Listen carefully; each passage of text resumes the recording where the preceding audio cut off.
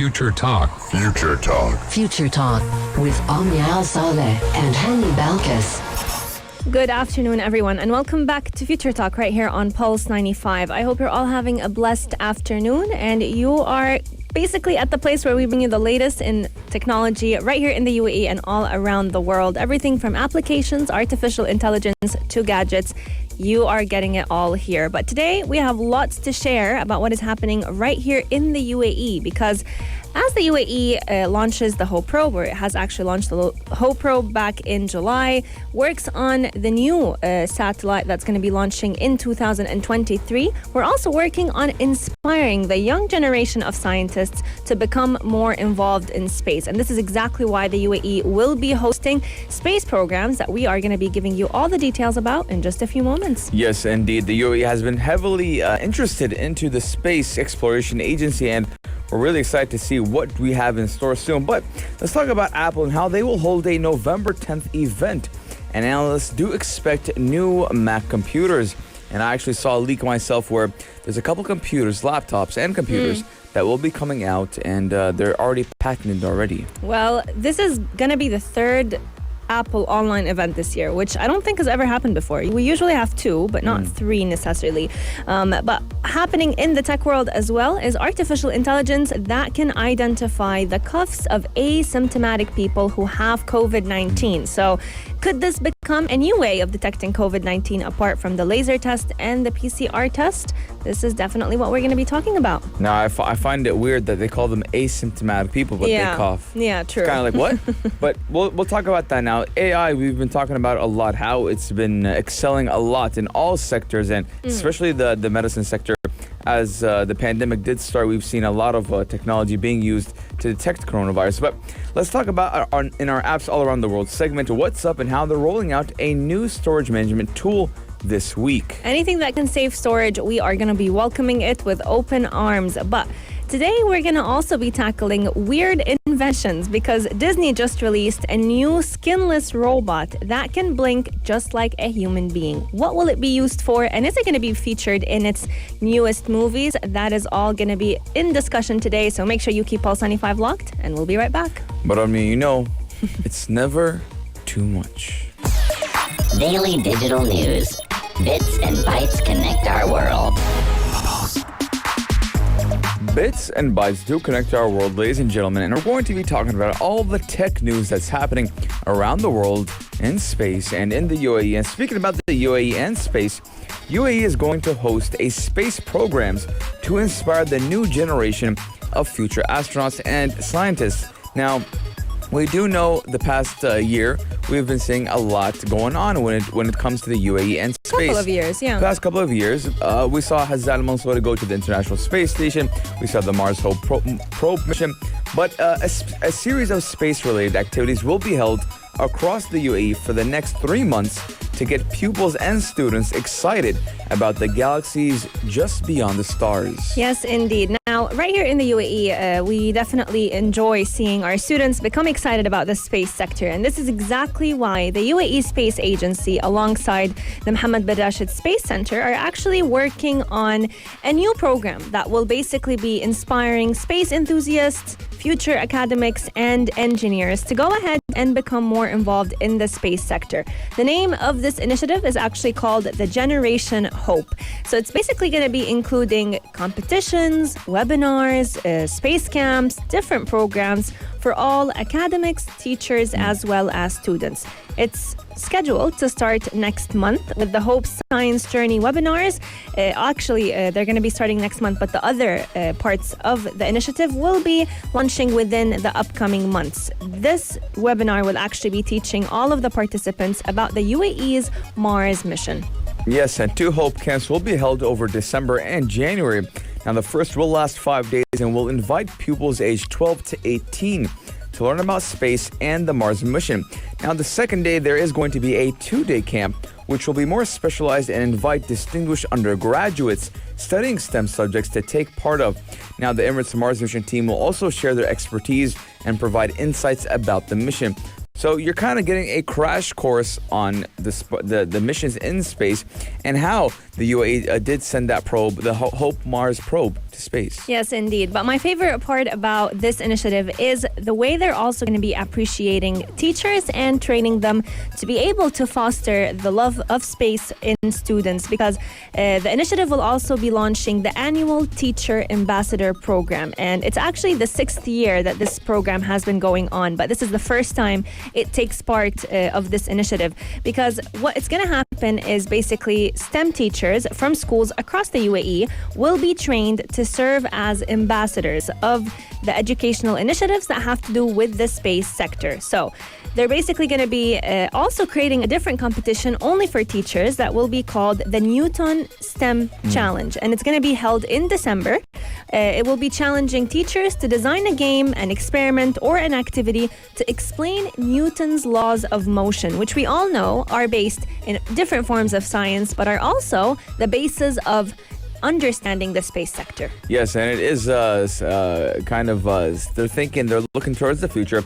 They're saying that next summer, Emirati students specializing in space can take part in the research experience of undergraduates program, which will actually allow them to be mentored by members of the Mars mission team and even gain practical research-based experience at distinguished space science facilities in the UAE and abroad. It's crazy because 5 years ago, there was very little known of jobs in the space sector. But now the thinking has completely changed. We've seen the space sector basically start to become booming, not just with students who are majoring in engineering or sciences, but rather anyone. Even students in architecture have also had a chance to become more involved in the space sector. But as we celebrate accomplishments right here in the UAE, Apple in the United States is also celebrating a new event that will be coming pretty soon to launch their brand new laptops. Yes, Apple will hold a November 10th event, so you do have 6 days to get ready and kind of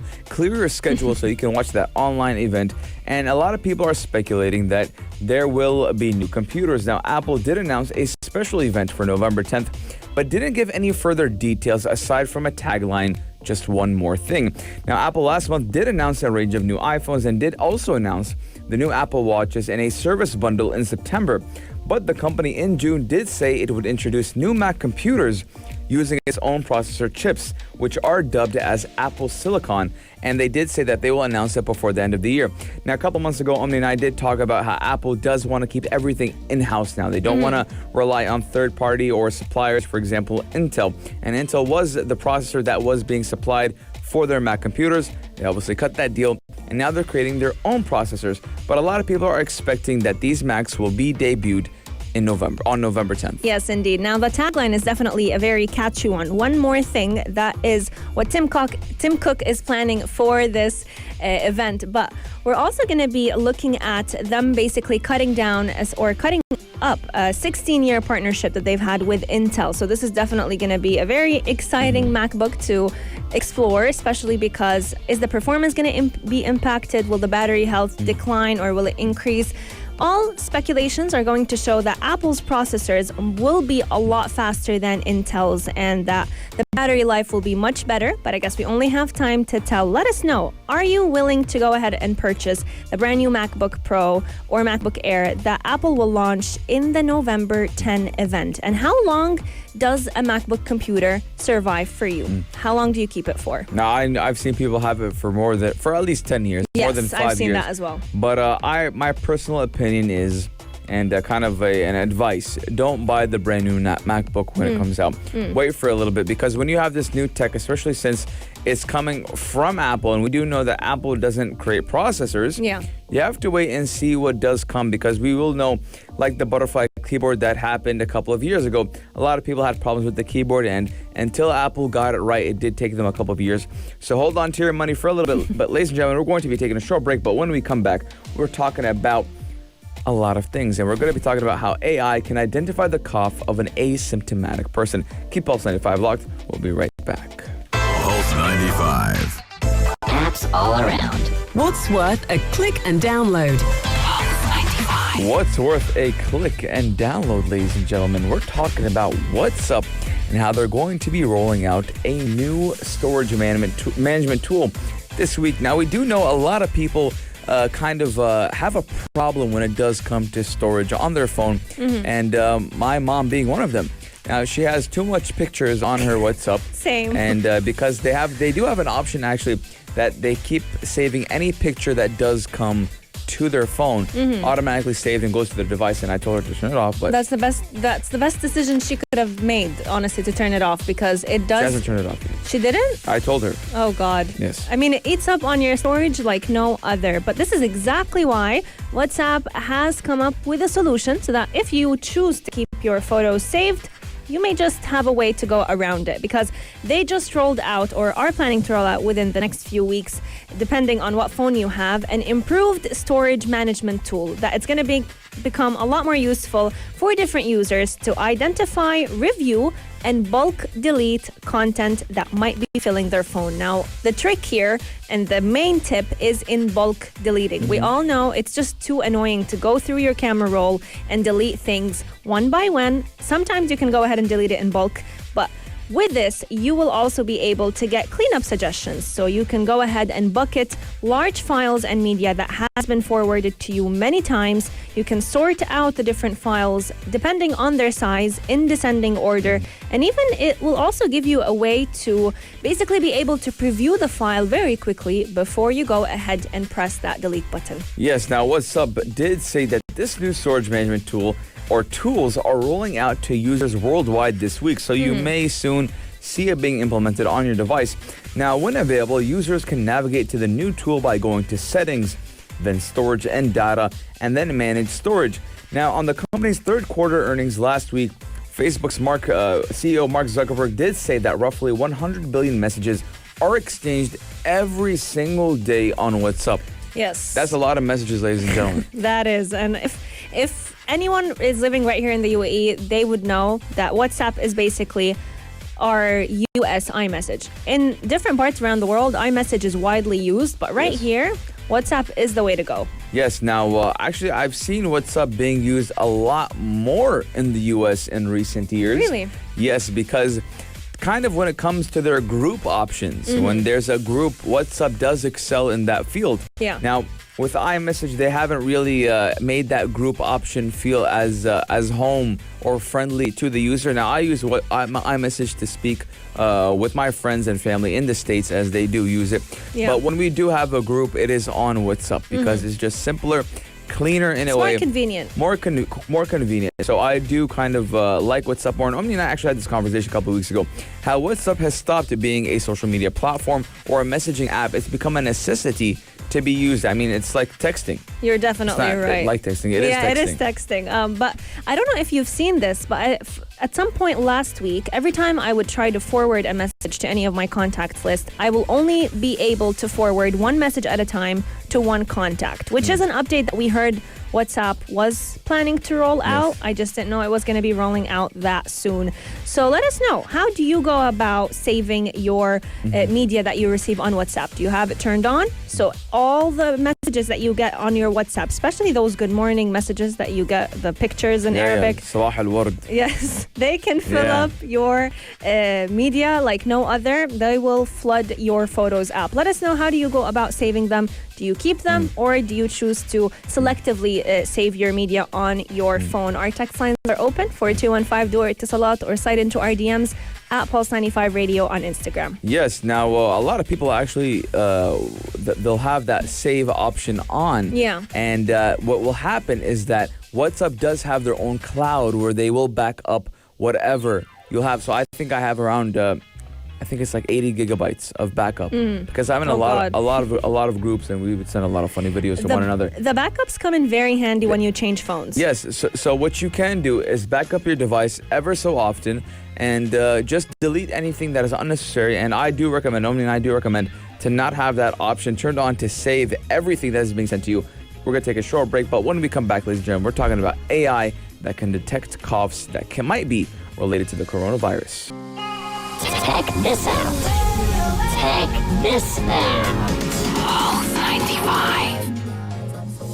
Sometimes artificial intelligence knows more about us than we know about ourselves. And especially during the COVID-19 pandemic, we have seen different forms of technology being deployed to try and catch the early symptoms of this pandemic and this virus. But researchers from MIT are taking a completely different step towards testing for the COVID-19.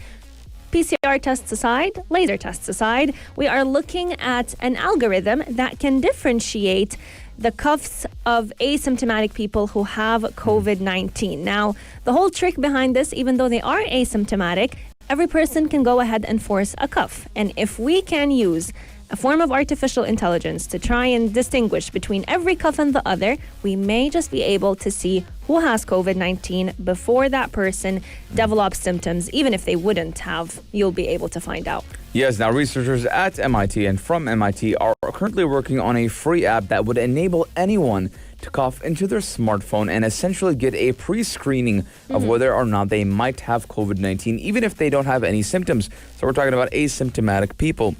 And ladies and gentlemen, prior to the pandemic, the MIT team had been working on AI models that could diagnose diseases, which do include Alzheimer's. Now, it was going to do that based on vocal recording. So basically, if someone's speech or their sound of the voice, they could detect Alzheimer's. Yeah. But we're seeing something about training the AI and how AI is getting more and more advanced to even detect a deadly virus. So in my opinion, something like this is not, it shouldn't be that one way out of ruling whether or not someone has the coronavirus. True. But it should be one of the tools and one of the tactics to see whether or not this person has corona, and if that person has a little bit of a question mark on his cough or on his or her cough, to then get a PCR test. Absolutely. Now, what we've been seeing is that this artificial intelligence could be actually used to detect different biomarkers like the vocal cord strength, the lung capacity, the neuromuscular degeneration. And these were all biomarkers that tend to be associated with the Alzheimer's disease. But since COVID-19 can definitely have very similar symptoms, one of them being that temporary neuromuscular impairment, researchers have decided to basically mold this AI to also come in handy during the COVID-19 pandemic. So the idea behind it all is that the artificial intelligence would be able to pick up these differences in the coughs that are caused by this impairment, as well as other symptoms that differentiate healthy people from asymptomatic people with COVID-19. Now, according to their research, the theory works. Since they had already trained the initial AI on tens of thousands of recordings, they were able to create a COVID-specific assessment for about 4,000 coughs that they sampled. So, theory, it works. How adaptive can the app be to the different coughs? I guess we only have time to tell. Yes, Omnia, and now we do see how kind of AI, when you feed it information, it can start working smartly. Now, AI is very advanced, ladies and gentlemen, and we've seen AI being used in literally everything the past couple of months, and in general, the past couple of years. We talked about AI kind of conducting interviews in the job market, AI helping people with education, AI helping us with medicine. So now we're seeing how it's going to be used to detect COVID-19. And they did test AI on 1,000 other samples, half healthy and half not. And it did correctly identify 98.5% of coughs from people who had COVID-19. So it has accurately tagged all the forced coughs from asymptomatic people who did have COVID-19, which is pretty impressive and very good. Now, it does show a kind of hopeful future that maybe one that we are learning how to kind of live with COVID-19. Now, we do have to battle it. It does exist, and it's around us. So we do need to know how to kind of live with it, but at the same time, keep ourselves safe. 100%. And the best part about it is that it's also working on diagnosing those who are asymptomatic, because little do we know, it's those asymptomatic people that are unknowingly contributing to the spread of the virus and the spread of this pandemic without them even knowing. Because if someone has symptoms, it's very easy for them to, stay home. They know that they probably have the COVID-19 virus, so they will be able to actively protect themselves and protect those around them. But if you don't know that you have the virus, how could you go ahead and protect those around you? Yes. So having a cuff pre-screening tool that can easily allow people to get a sense of whether or not they have COVID-19 before they go out into the world and spread it. That is definitely a form of AI that we will welcome with open arms. Let us know, what are your thoughts about this form of artificial intelligence? Would you go ahead and use such an app if it does come out? And how efficient do you feel it would be in the fight against COVID-19? Our text lines are open for 215 do Salat or slide into our DMs at Pulse 95 Radio. But what do we have coming up? We have coming up, Omnia, Disney's skinless robots that can blink just like a human. Now, why do we need it? The question is not why do we need it, but why not? Keep Pulse 95 locked, and we'll be right back. Check this out. Check this out. Pulse 95. Ladies and gentlemen, across the world, across the UAE, and right here in Sharjah, we have some news. And the news is we're talking about a skinless robot that is from Disney and can blink like a human, because the question isn't why, but why not? Now, it's impressive and a little bit creepy at the same time. But once you get past the fact that it has no skin, the new robot from Disney Research is an impressive feat of robotics. Now, it was first reported that the new robot can imitate human facial movements, specifically blinking and subtle head movements. Yes, indeed. So this Disney-like, or it's coming out of Disney, but it's human-like. This human-like robot does look a little unsettling. If you guys can go ahead and check it out, you'd definitely be creeped out. First look at this robot, but it has very interesting characteristics that make it come into use, because this robot can definitely do a lot more attentive eye contact than any other robot that has ever been done. And it has a sensor that is strapped on its chest that can alert this robot when to turn and face the person in front of it.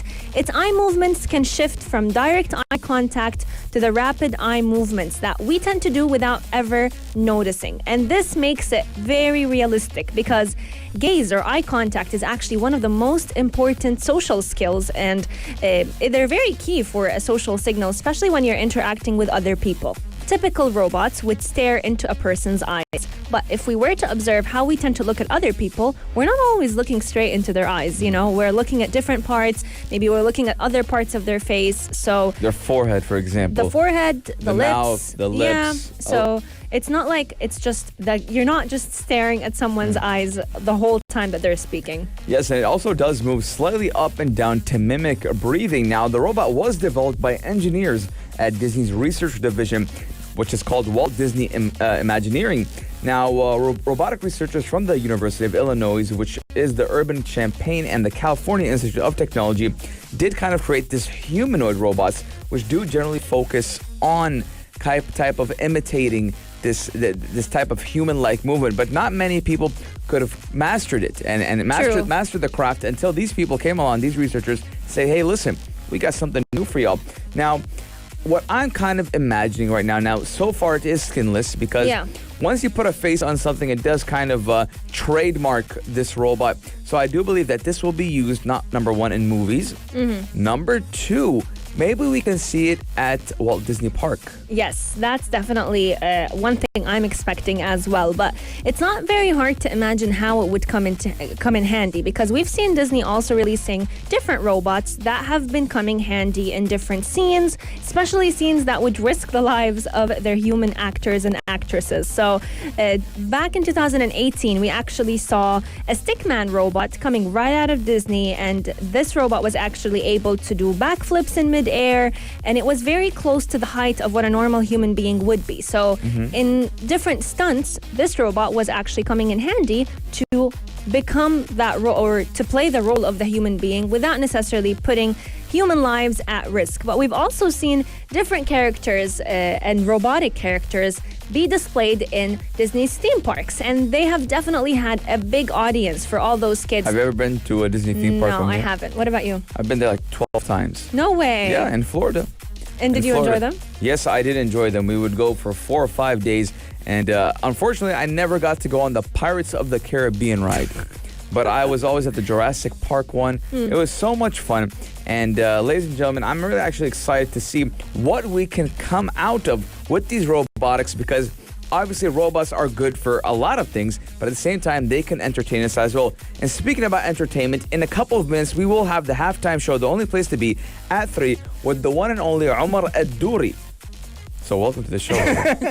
It's always like you're a guest. You know every what? Yeah, single time. I always feel so privileged to be on your show for the minute and 2 minutes I get because you The introduce honor is me ours. like, welcome to the show, and I feel like now we Yeah. have to talk about stuff. Because I feel like I have to welcome you. I appreciate You need that red carpet. I thought, oh man, stop it, keep going. Yeah, no, we I- have red walls in Yes. the studio. Yeah, I'll Does take that serve? Okay, I'll take perfect. that. Well, actually, I'm the one who's got a guest today, Yes. and the guest that I have today is an athlete consultant. Mm. And he actually helps athletes figure out what they want to do after their careers. Yes. So a lot of the times we see the high and the stardom at the top, but all of a sudden that dip, we need someone to kind of advise us and cover that.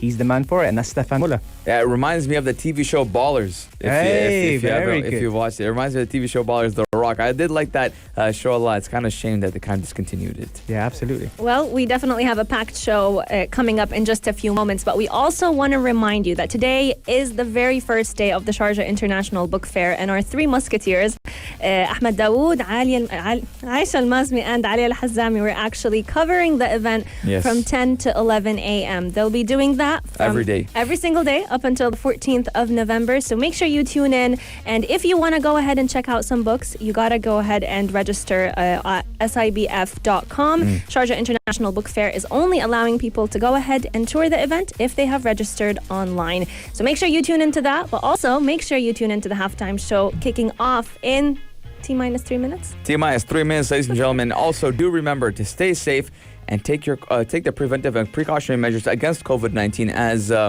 it's a real thing, ladies and gentlemen. It is a real It's thing. a real thing. It Now, sure is. it's election week. It's election day or election week. And we do know a lot of things are coming up. Keep Pulse 95 locked, and Omar Duri is coming at you soon. If you liked this episode of Future Talk, drop a like and subscribe. Pulse 95. Be sure to follow us on Instagram for all our daily updates and top stories.